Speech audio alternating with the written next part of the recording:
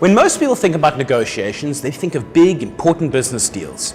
The reality is that negotiation is merely a process we all go through to try and reach a common agreement that makes everyone happy. And if you think about it that way, you can see that these moments where we're trying to find agreement are in fact present in every facet of our daily lives. Negotiation is about so much more than big, successful business deals. It is about being successful in everyday life, both business and personal. Whether it's one of your co-workers, one of your reports, your boss, your family, or even your spouse, we are constantly faced with opportunities, both big and small, where we need to find an agreement that makes everyone happy. Our job as successful people is to find ways to make those agreements as valuable as possible to all parties. And that's where the skill of negotiation comes in. So here are 3 things you can think about when faced with such situations. Firstly, take the time, often a lot of time, to really understand what it is your counterparty really and truly wants or needs and why.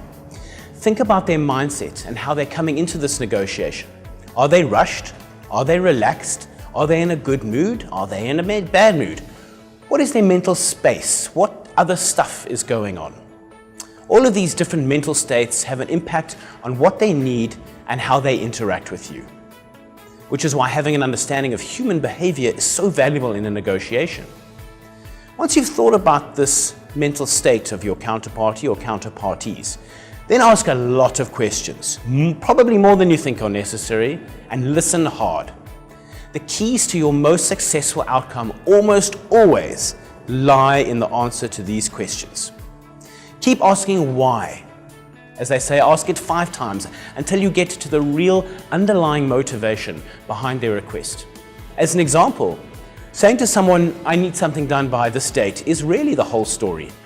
If a requested deadline feels impossible, take the time to understand why that date is important and how you might find ways to meet the real needs of the person you're discussing with.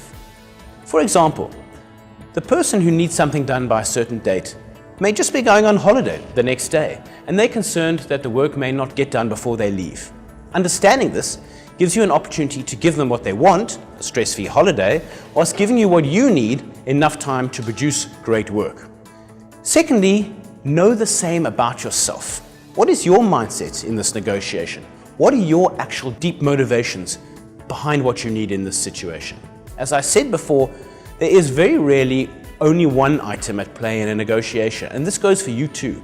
Understanding your real motivations gives you more opportunity to trade some lesser items with the person you're trying to reach agreement with. For example, time, quality, and price are other factors in a negotiation, but generally there are many others, and we just have to take the time to look for them. By thinking about and by writing down all the variables that have any value to you, even really small ones, you can find the levers that just may make the difference between a tense outcome and a happy negotiated outcome. And finally, this brings me to our 3rd point, which is to use all this information that you've gathered to start to make proposals. So many negotiations break down or don't even get going at all because people don't make proposals. A proposal moves a negotiation forward. If you don't give the other party something to respond to, you're at a standstill and you're now relying on them to take it forward.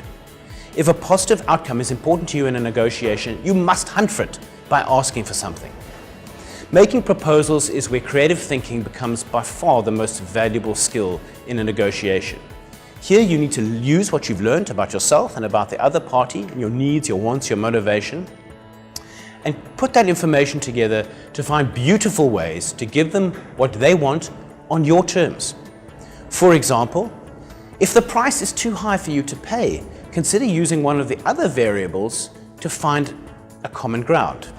If you're prepared to wait a bit for the product or service you want but don't want to pay the price for, and the other party is prepared to give you a slightly lower price if they can take longer to deliver the service, everyone wins. But you don't find that out without making the proposal to move that negotiation forward. At the end of the day, it's about understanding human behavior and using the magic of creative thinking to get the most beneficial outcome so that everyone leaves the negotiation happy. Good luck and happy negotiating.